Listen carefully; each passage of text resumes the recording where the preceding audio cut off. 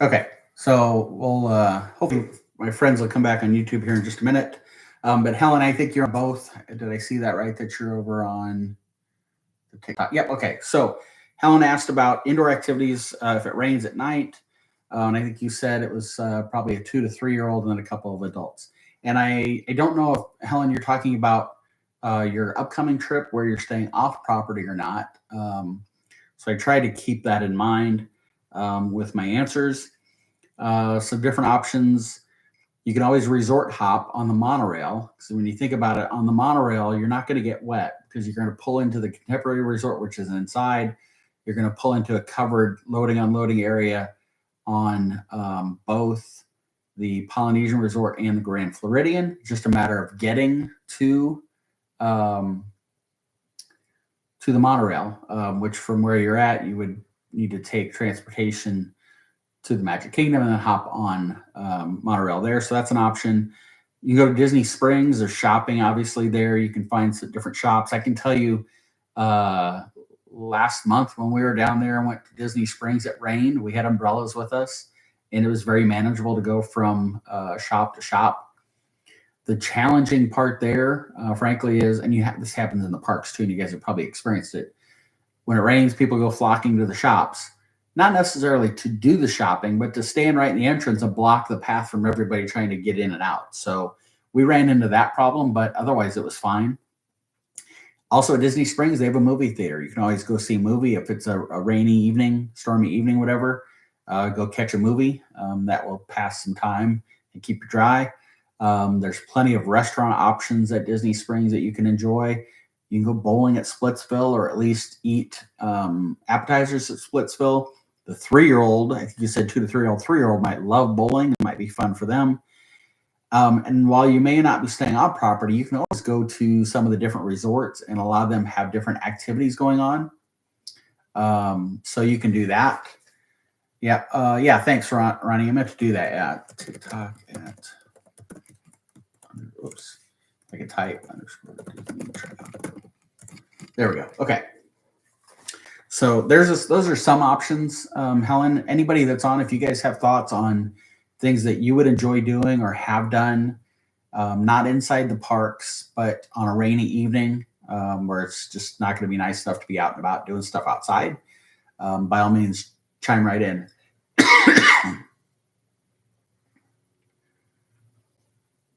Okay, perfect, Helen. Good deal. Okay. Cece, are you still with me on one or the other platforms, or both for that matter? If I could like adjust my eyes so I'm looking at each screen simultaneously, I'd be pretty freaky. um, so let's see if Cece's still with. If she's not, no, her questions are the last two. Oh, Helen, you asked about keeping the lid on your popcorn bucket. I don't know what to tell you because I've never had that problem. Um, they've always stayed on for me, so I don't really have any suggestions for you on that. But I did see you sending it in today. All right. Well, okay. Cece's here. Perfect. Thank you. Okay. So she'd asked, is there a way to go to the parks from a Good Neighbor Resort? So if anybody is not aware what Good Neighbor Resort is, obviously there are Disney resorts in the bubble that you can book: All Star Movies, All Star Sports, Coronado, so forth and so on. There's about 25 of them. Disney has arrangements with neighboring resorts or hotels, typically close to Disney Springs, and they call them Good Neighbor Hotels. And you can book packages with those Good Neighbor Hotels with Disney tickets. And so that's what Cece's asking about: are the Good Neighbor resorts? Is there a way to go to the parks from those resorts? So what I can say, Cece, is that some, I can't say all, but at least some of the Good Neighbor resorts do have shuttle service from the resort to the parks. I need to caveat that though, because there are some clarifying things that are very important to note. First off, they don't have nearly as many shuttles running back and forth like the Disney resorts do with the buses. So you're not going to see a shuttle every 20 to 30 minutes coming to pick people up and taking them to the park and picking them up from the park, taking them back to the resort. So there's a limited schedule. You'll want to know what that schedule is. Hey, JJ, you'll need to know what that schedule is to know when to be down in the lobby to get to the park and when they're going to pick you up from the park. So that's important to note. Second thing is some of those shuttles, the last pickup from the park back to the resort can be earlier in the evening. It may not be 10, 11 o'clock at night. It might be something like 8 o'clock. And if you go back to your Good Neighbor Resort for an afternoon nap and maybe an early dinner, and then you want to go back to the park for fireworks, it's possible that their shuttle service is no longer taking people to the parks at, say, 7, 8 o'clock at night. So you have to keep that in mind. The other thing, staying at the Good Neighbor Resorts, if you do take one of their shuttles and you're going to the Magic Kingdom, it does not drop you off up at the front of the park like the buses do from the Disney resorts. It drops you off at the Ticket and Transportation Center. So you then have to take the monorail around or take the ferry boat over. So you need to plan that time in your schedule. If you're trying to get to the Magic Kingdom for something in particular, you need to factor in that extra probably 20, 30, 40 minutes of travel time, waiting for the monorail, waiting for the ferry boat, and then getting over. So keep that in mind. The couple other things, you can always get an Uber or a Lyft. That might be more time manageable for you, and it will cost you money though, but it might be more, you can align it to your schedule more than having to wait for the shuttle that's running from the Good Neighbor Resort.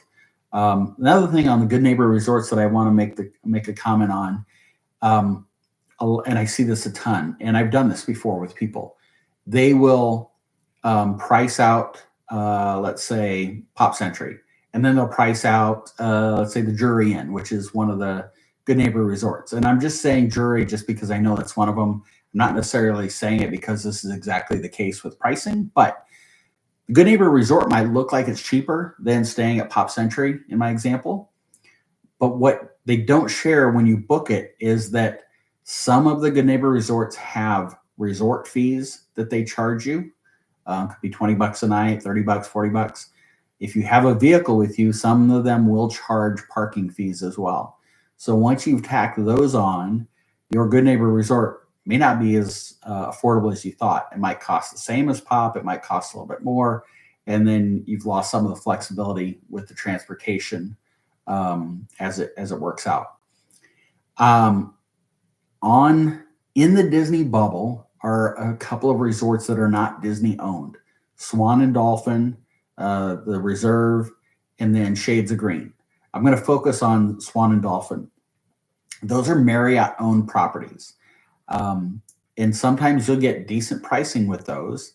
If you've got Marriott points, you can utilize them. I've looked at that. Marriott points per night are ridiculous.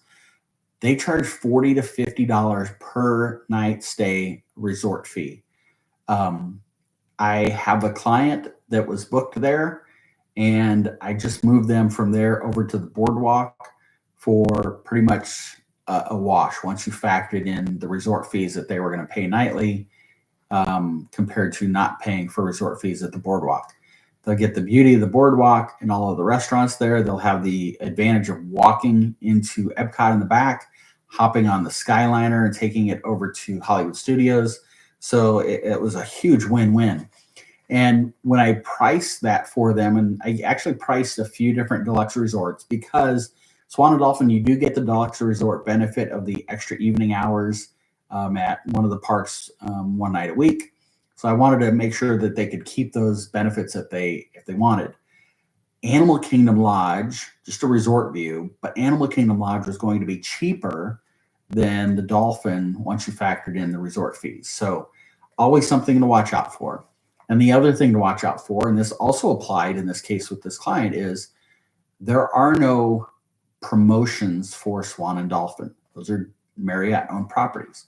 When Disney announces a promotion, whether it's 20% off, 30% off, bounce back, which can be up to 35% off, you'll never get that at Swan and Dolphin. So that was another factor that made a deluxe resort as affordable or more affordable than the Swan or the Dolphin. Let's see here. So, and so CC, again, with your Good Neighbor question with transportation, certainly look into it. If you've identified a resort or hotel that you want to book, you'll want to research to see what their shuttle service looks like if they have one. and if they have a schedule for when those shuttles run. And then you also want to ask about parking fees if you're going to have a vehicle with you, and resort fees, because that can change the dynamic of what a lot of people think is a much more affordable option. And by no means am I saying in every case is the Disney resort going to be more affordable than Good Neighbors. It's just that you want to make sure that you do your due diligence. Now, like I said, in the one case with the one client, the Dolphin looked cheaper, but once you add in the nightly fees that they charge, it was no longer more affordable than a deluxe resort. Let's see. Yep, Helen said that the boardwalk is underrated, especially at night with the entertainment. The only problem there, Helen, is when you're old like me, you don't stay up that late. So I do the best I can to make it to the end of the park night, and then I got to get back to my resort and go to bed. All right, Cece had one more question, and it's transportation related. So from Disney Springs, can you take a bus to the park or hop on another form of transportation? There is no direct transportation. Let me back that up. There's no, hey Lauren, there's no free Disney provided transportation directly from Disney Springs to any of the parks. If you're going to take a Disney bus from Disney Springs, you'll have to take it to one of the resorts and then hop on the resort bus to the park that you want to go to, depending on which park it is. You could, in my example with Boardwalk, you could take the bus from Disney Springs to Boardwalk and then walk to the back entrance of Epcot if that was the park you wanted to go to. Or you could take the bus to Boardwalk and then walk to the Skyliner and take that over to Hollywood Studios. But no direct transportation from Disney Springs to any of the parks, Disney free provided. You can obviously pay for an Uber or a Lyft, and they can take you direct to a park from Disney Springs, but that is not an option. You could also walk from Disney Springs over to Saratoga Springs and then take transportation from Saratoga to one of the parks. So that's an option as well.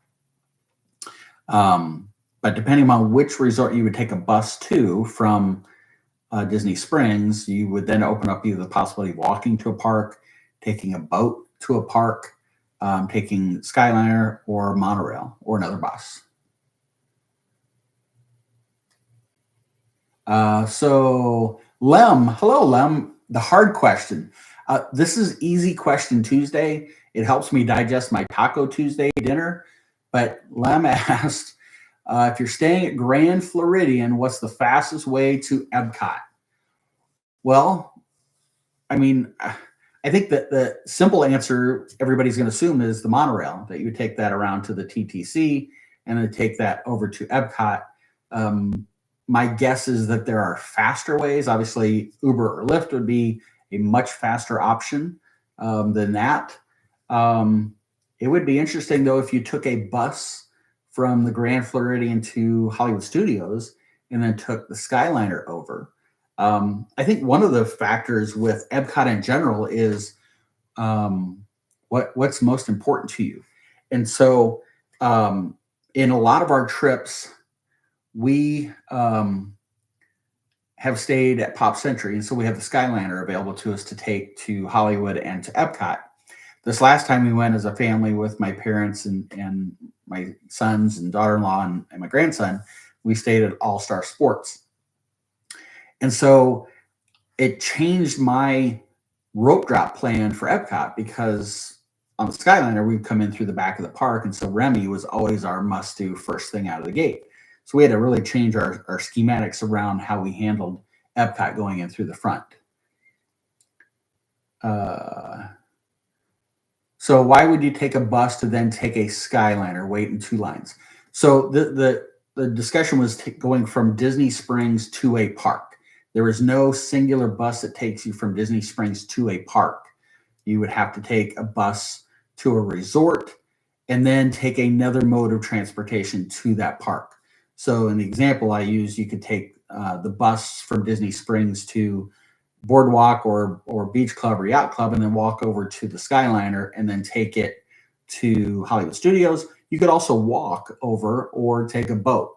So those are options. But yeah, it was about going from Disney Springs to a park. There's no direct bus service there. So you'd have to do one of two ways or two modes: bus and Skyliner, bus and walk, bus and boat to Hollywood. JJ said the Skyliner is a must in her book. So much fun. It is fun. I love that.